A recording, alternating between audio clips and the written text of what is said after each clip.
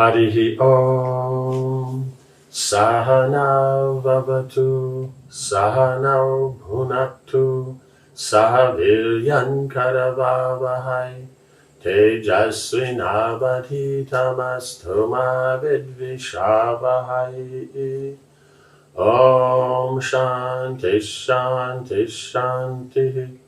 Om Jaya Sri Krishna Chaitanya Prabhu Nityananda Shri Advaita Gadadhara Shiva Sari Gaura Bhakta Vrinda. Hare Krishna Krishna Krishna Hare Hare. Hare Rama Rama Rama Hare Hare.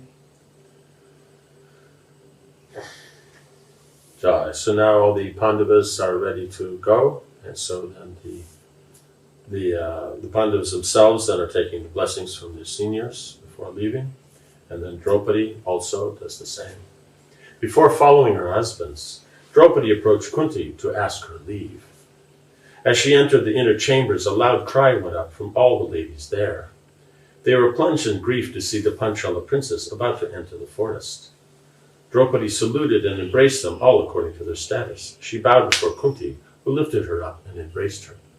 So all of them would, because, being a princess, then you would not be going into the forest and all that, unless you've, finished your grihastha life and have moved on to vanaprastha. So it'll be a disturbing situation. It's not natural. At the same time, it'll create though, let's say, all these ladies, their husbands may be very pleased with the turn of events and the Pandavas going to the forest. The ladies won't be, because it's just improper behavior.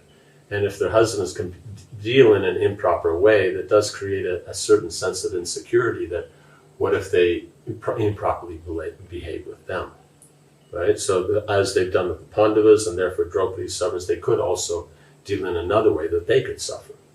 So, because if injustice is done, injustice can function in any capacity. So there'll always be that aspect. With tears in her eyes, Kunti said, "O child, do not grieve for this great calamity which has overtaken you. The hearts of good women are never moved by the inevitable influence of destiny. Knowing all your desires, you should follow your husbands with a happy heart and continue to render them service. You are chaste and accomplished, and you adorn the ancient Kuru race.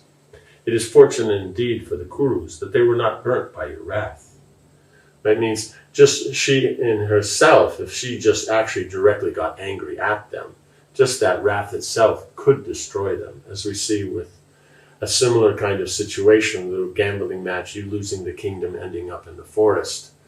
And then, with his wife, then Maharaj Nala, as described in the Mahabharata, had the same similar kind of situation. And then she got separated by her husband, and then I think it was maybe a hunter or something found her and was, trying to help her.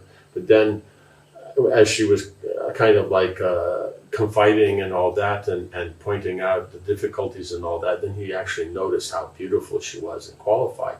And so then, desire developed within his heart, and she became so angry that it just destroyed him on the spot, just killed him on the spot. So Kunti is pointing out is that these qualified princesses like that, their chastity is so great, they have that kind of power. Though we see generally they don't use it. But because here she's not under any difficulty of, any problem here. She, husbands are here, she's with the husbands and that. "O sinless one, go now in safety, blessed by my prayers. Protected by your own virtue, you will soon attain good fortune." Right? Because they always acted good character and all that, that does bear fruit. Just like it behaving badly will bear fruit. Because let's say I have done some good acts in the past, and by those good acts, I deserve to, I will gain a good amount of wealth. Now, I can continue to perform my good acts, and then that wealth that I'm supposed to get will then come down through those acts. And then that will last a long time, like Gandhari mentioned to Dhritarashtra. But if you're performing sinful acts and you attain this wealth, right, you're supposed to get the wealth, but because you're using sinful acts as the medium, then it will soon be lost. And so the point is, even though they appear that they're gaining, it will all be lost. And the Pandavas, even though it appears that they're losing, they'll gain everything back. Kunti's voice was choked. She could never have separated from her sons before. She's never been separated from her sons before. How could she face 13 years away from them? Sobbing loudly, she asked Draupadi, "My child, take particular care of Sahadev. That gentle boy holds a special place in my heart." Right, because he's the youngest. Draupadi replied, "So be it." And still wearing a single cloth, her hair disheveled, she left the inner apartments in tears.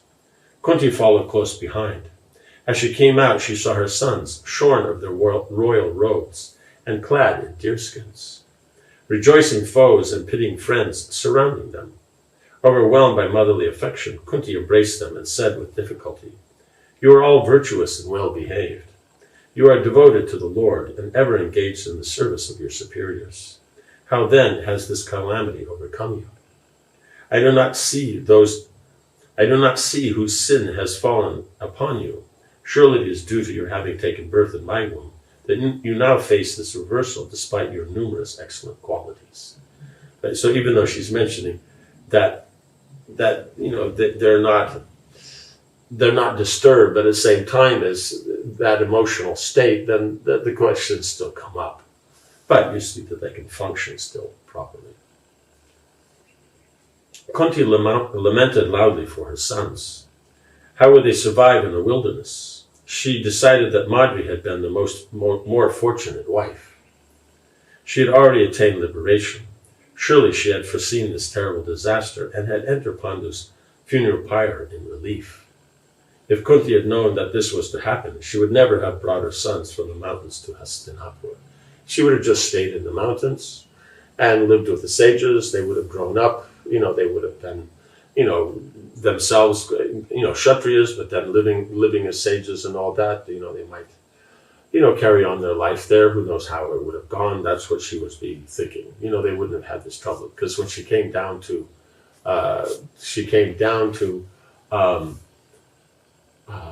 Hastinapur, then we see immediately then there's problems coming, because up to now, then Duryodhana was the eldest son and he was dotted upon as the most important. But when the Pandavas came, their qualities were so much greater that everyone appreciated them more. And, and then he has to share the limelight. And so he hasn't appreciated that from day one. And so, now because they're older, more mature, more clever, more able to get things done, then you can see now here's the fruit of all that time spent. And so now that's why it said, surrounded by rejoicing foes and sorrowful, friends like this. Kunti let out an anguished cry. "O great Creator, have you forgotten to ordain my death?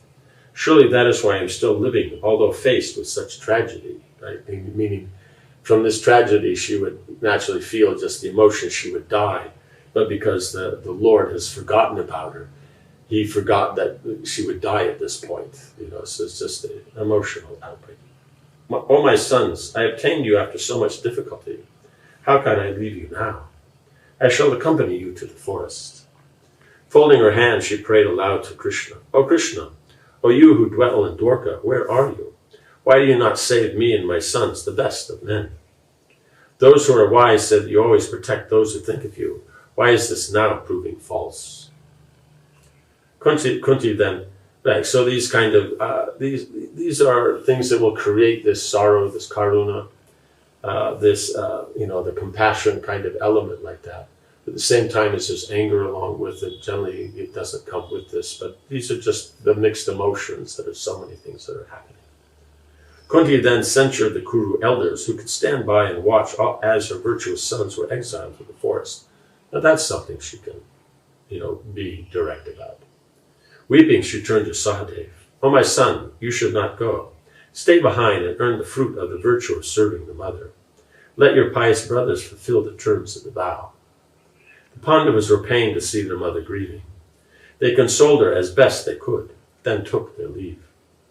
Vidyā gently took Kunti by the hand and led her towards his house. Gandhari and the other ladies of the royal house also wept, covering their faces with their lotus-like hands. With difficulty, the brothers made their way along Hastinapur's crowded streets.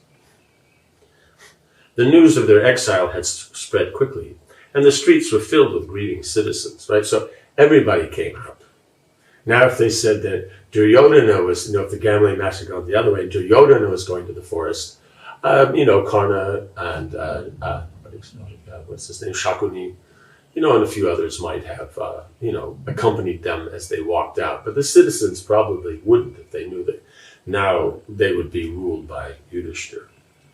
Led by Domya, they left the city and the people they loved, unable to say anything to anyone. Into the forest, chapter 22. When the Pandavas were gone, Dhritarashtra became prey to anxiety. Thinking of the dangers awaiting his sons, he could not enjoy the peace of mind, right? So now they have this unrivaled kingdom and all that for 13 years, but he's never going to be able to enjoy it because he knows what's coming. Right now it's 13 years, but the next year it'll be 12 years. And that, because when they come back, he knows his sons. He knows that they're not going to agree to give him back the kingdom. So then there'll be war, because they won't have another gambling match. That one was there, because now it's just not going to put up with that. He brooded in his rooms for some time and then called for Vidyā. When his brother arrived, the king timidly asked, "I desire to hear how Yudhishthira and his brothers left the city. How did Draupadi proceed? What was the exalted Domya doing as they left the city?" Right? Remember before is that Duryodhana had mentioned how the Pandavas had gone out and how they were wielding their weapons and things like that, and that kind of mood. So the same thing is, because that gives a flavor of what their attitude is. So the same thing now is Dhritarashtra wants to know, as they were leaving the city, what were they doing? Vidyā replied, "Yudhishthira walked with his face covered by a cloth. Bhima flexed his mighty muscles, and Arjuna scattered sands as they walked," right? So he'd have sands in his hand, and he'd throw them like this, right? Like that. Sahadev smeared his face with dirt, and Nakula covered his body with ashes. The lotus-eyed Draupadi followed them, her face bathed in tears and her hair disheveled. Domya walked before them, carrying kusagrass and uttering fearful mantras from the Samaveda relating to Yamaraj. Although your sons persecuted him and deprived him of his kingdom by foul means, the wise Dharmaraj has not deviated from the path of virtue. Right? So that's what strength is there to be able to do that. So that kind of strength in Dharma, the results is going to give very great results, for Yudhishthira and his brothers. And at the same time, having offended somebody of that character who can tolerate that, then you see then there's the reaction will be very great. And then on top of that, of course, Draupadi. So if they were gambling with just some other king, and then they started to cheat, and the king got angry and all that, and it started a fight there, and then something, there's no technically any sinful, they're just bad behavior. But because Dharmaraj was acting according to Dharma, and they were not, they were trying every means they could to do anything against Dharma, the more to harass, because he's so much into Dharma, so do things that are not. And so then the reaction will be very, very strong. And so Dhritarashtra is very worried about this. Intrigued by this description, Dhritarashtra inquired further, "Tell me why they assume these various guises."